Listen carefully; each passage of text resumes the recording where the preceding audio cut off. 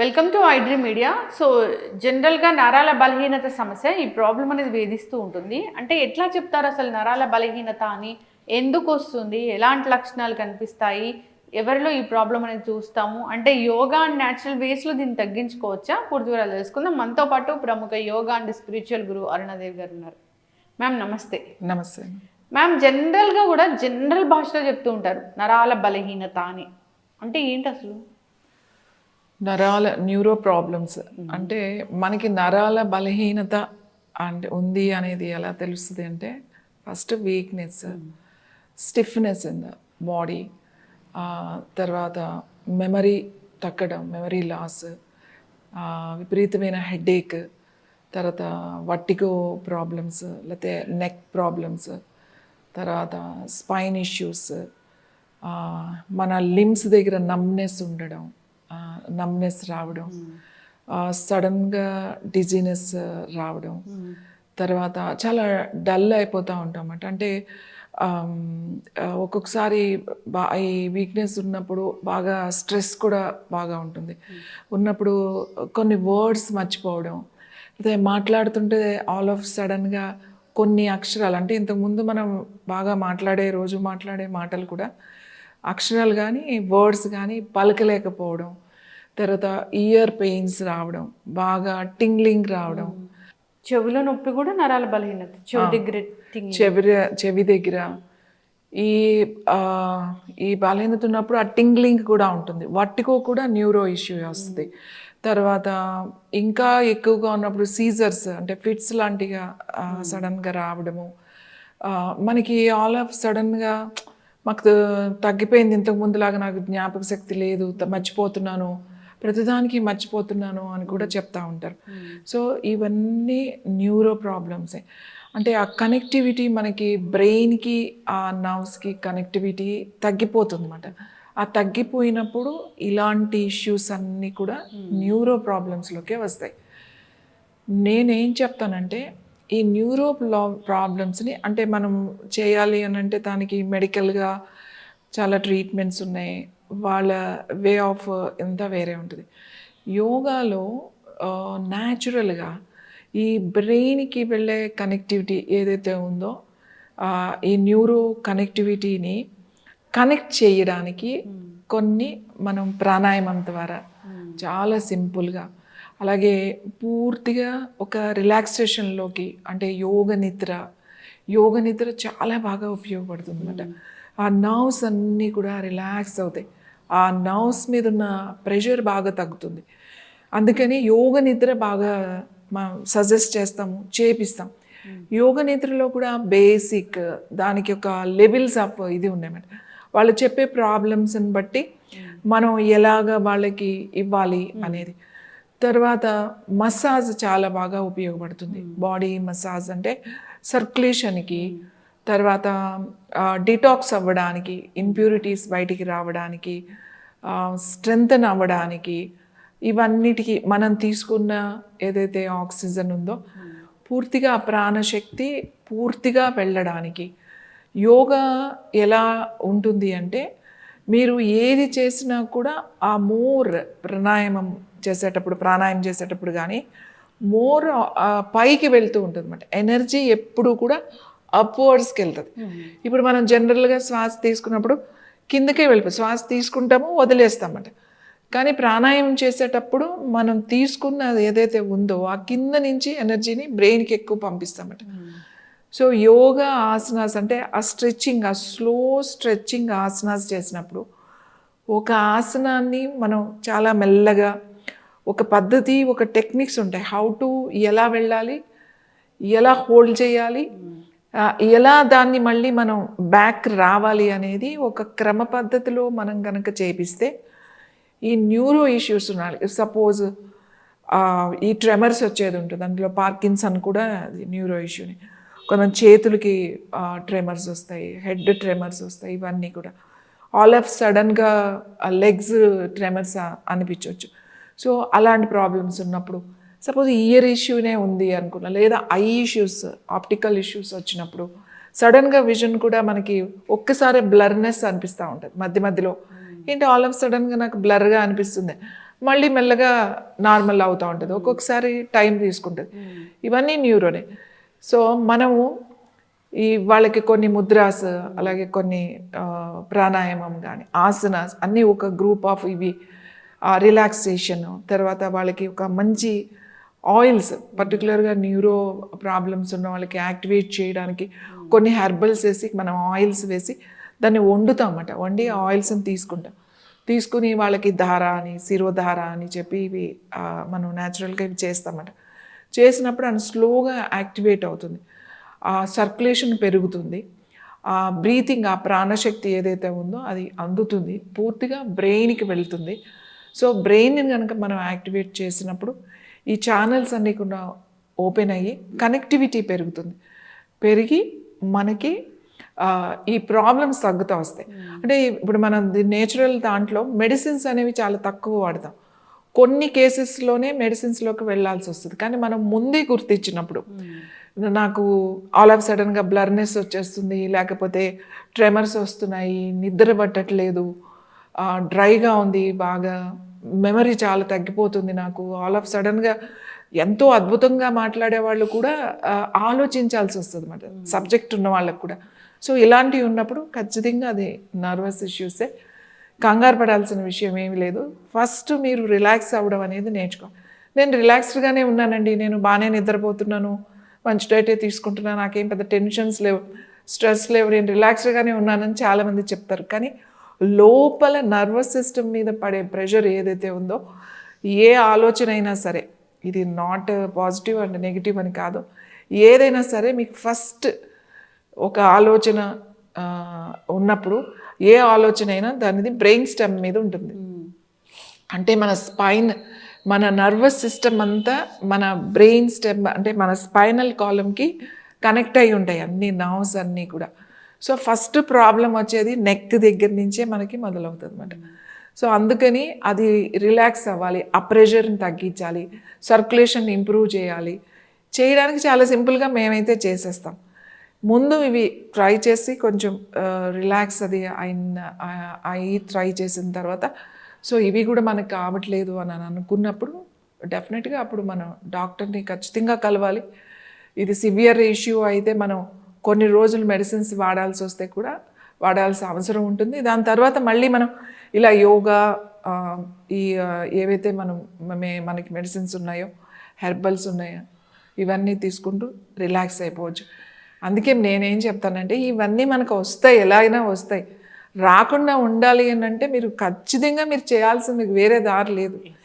Even కొన్ని hours together meditation చేసే వాళ్ళు కూడా ఈ న్యూరో ఇష్యూస్తో ప్రాబ్లమ్స్ వాళ్ళు ఎదుర్కొంటారు.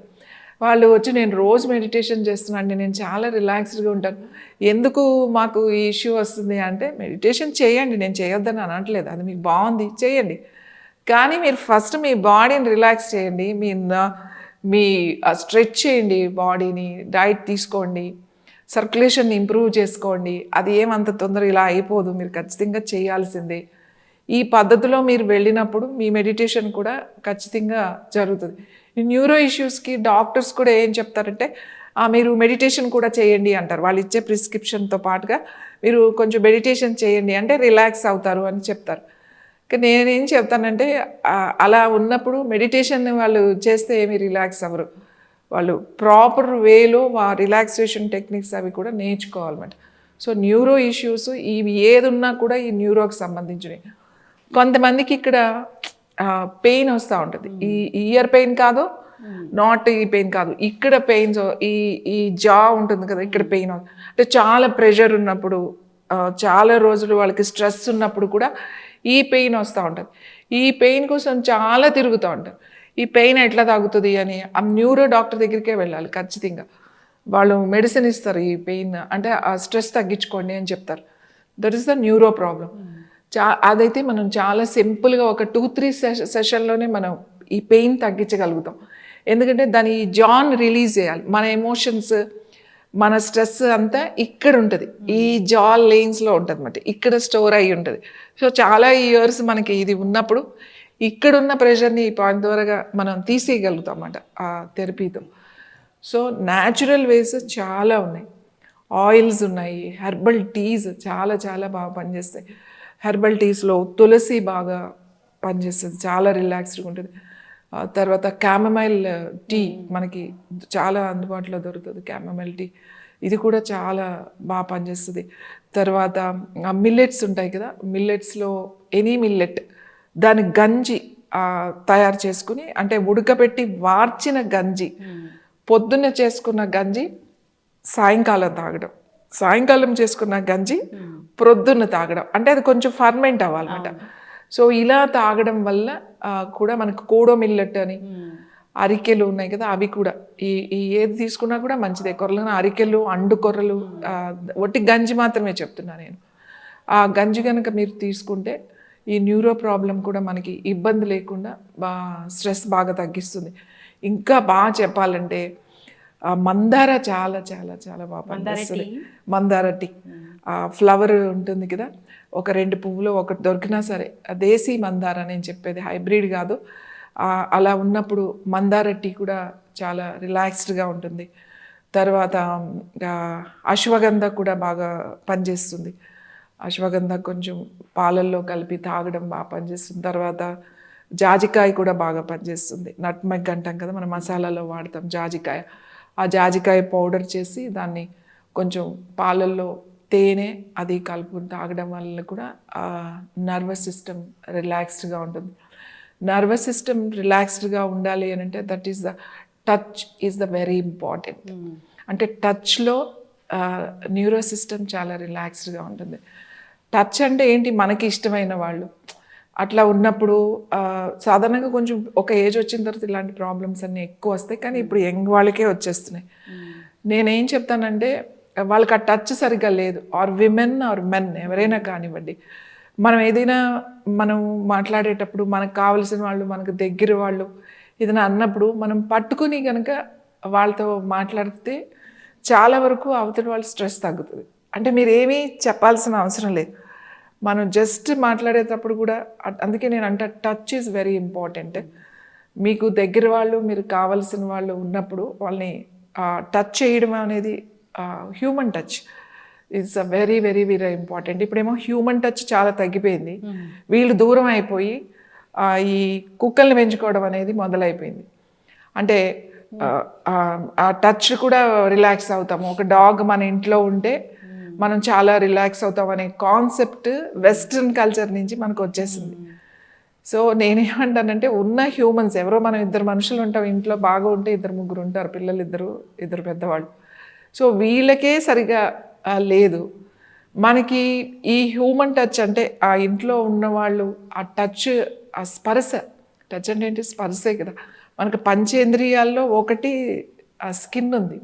స్కిన్ అంటే స్పర్శ అని చెప్తాం. అంటే శబ్ద, గంధ, స్పర్శ అనేది మనకి చాలా ఇంపార్టెంట్. మంచి వాసన, న్యూరో సిస్టమ్ని ఇమ్మీడియట్గా యాక్టివేట్ చేయాలి అంటే అరోమా కావాలి. అరోమా అంటే మంచి వాసన కావాలి. మంచి వాసనలో మంచి ప్యూర్ గంధం చాలా చాలా బాగుంటుంది. జాస్మిన్ టీ, మల్లె పువ్వులు ఉంటాయి కదా, అవి ఫ్రెష్ దొరికితే ఫ్రెష్, లేకపోతే డ్రైడ్ దొరికితే డ్రైడ్. మనం అసలు ఎంత నెగ్లెక్ట్ చేస్తామంటే, మనకి ఎంత మల్లెపూలు దొరుకుతాయి సమ్మర్లో, ఎంత మంచి వాసన వస్తాయి, పడేస్తూ ఉంటాం అవి. అవి మామూలుగా డ్రై అయిపోతూ ఉంటాయి. మనం ఇంట్లో కూడా ఒక్కొక్కసారి అలా వదిలేస్తే డ్రై అయిపోతాయి. ఆ డ్రై అయినవి కనుక మనం ప్యాక్ చేసి డబ్బాలో పెట్టుకుంటే, మనకి ఇలాంటప్పుడు ఎప్పుడైనా కావాల్సి వచ్చినప్పుడు ఒక టీ లాగా జస్ట్ అవి వేసుకుని కొంచెం బాయిల్ చేసుకుని కొద్దిగా హనీ లాంటిది కలుపుకొని తాగితే ఇమీడియట్లీగా రిలాక్సేషన్ కూడా తొందరగా వస్తుంది అన్నమాట. మంచి ఆరోమా, మంచి గంధం. గంధం, తమలపాకు ఉంటుంది కదా, తమలపాకు, తర్వాత మంచి ముద్ద కర్పూరం, కొంచెం జాజికాయ, అలాగే కొంచెం ఇలాచి, అంటే మనం వాడే ఇవన్నీ సుగంధ ద్రవ్యాలే కదా, కొంచెం కుంకుమ పువ్వు, ఇవన్నీ వేసి ఒక పేస్ట్ లాగా గంధంలాగా చేసుకొని ఆ గంధము ఒక డబ్బాలో పెట్టుకొని మనం దాన్ని కొంచెం కొంచెం కనుక మనం బొట్టులాగా పెట్టుకున్న, ఇక్కడ పెట్టుకుంటే చాలా, ఎక్కడ అక్కడ, లేదా ఇక్కడ ఇట్లా గంధం రాసిన, మనం తయారు చేసుకున్నది ఇక్కడ రాసుకున్నా కూడా న్యూరో సిస్టమ్ చాలా రిలాక్స్ అవుతుంది. అందుకే మనం చూడండి, మనం ఎక్కడికైనా ఒక పూజకో లేకపోతే ఎక్కడైనా ఒక శుభకార్యం జరిగేటప్పుడు మనం వెళ్ళినప్పుడు అక్కడ పువ్వులు తర్వాత మామిడి తోరణాలు, తర్వాత గంధము, అవన్నీ ఆ మనకు చాలా బాగుంటుంది, మనకు చాలా ఇష్టం. ఎందుకు ఇష్టపడుతున్నాము అని అంటే ఈ అరోమా అన్నమాట. సో అలాంటి సుగంధ ద్రవ్యాలు కూడా మనం వాడుకుంటే మనకి ఆ రిలాక్సేషన్, న్యూరో సిస్టమ్ అంటే న్యాచురల్ వేలో చెప్తున్నా, చాలా రిలాక్స్ అవుతారు. చక్కటి ఇన్ఫర్మేషన్ మ్యామ్. నరాల బలహీనత ఇదొక పెద్ద ప్రాబ్లము. అంటే అది ఒక సిమ్టమ్ బట్టి చెప్పలేము, రకరకాల సిమ్టమ్స్ అనేవి ఉంటాయి. సో ఈ నరాల బలహీనత ఉన్నప్పుడు యోగా అండ్ స్పిరిచువల్ వే దానికి చాలా బాగా పనిచేస్తుంది. అంతేకాదు మీరు చెప్పారు రిలాక్సేషన్ మెథడ్స్, న్యూరో సిస్టమ్ అంతా రిలాక్స్ అవ్వాలన్నా, యాక్టివేట్ అవ్వాలన్నా, సో దానికి ఎలా పనిచేస్తుంది, ఏంటి మన బిహేవియర్ ఎలా ఉండాలి అన్నీ కూడా అందరు ఫాలో అవ్వాలని కోరుకుందాం. చాలా చక్కటి ఇన్ఫర్మేషన్. ధన్యవాదాలు. And for more videos, Please subscribe to iDream. Please subscribe to iDream. Please subscribe iDream. And please subscribe to iDream. For more videos, subscribe to iDream. please like, share and subscribe to the channel. Congratulations, iDream. Subscribe to iDream. Subscribe to iDream. So subscribe to iDream Media. iDream की iDream team अंदर की huge congratulations. Please subscribe iDream Media. Please subscribe to iDream. Subscribe iDream. Please subscribe to iDream. iDream అంటే నా కళల channel subscribe చేసుకున్న నోరు తిరుగుతలేదు, మీరైతే గంట గుర్తు కొట్టండి. For more such videos, please subscribe to iDream. Subscribe to iDream. Please subscribe to iDream. Please subscribe iDream Media. Please do subscribe to iDream. Please subscribe to iDream Media. For best entertainment and information, please subscribe iDream. And don't forget to subscribe to iDream.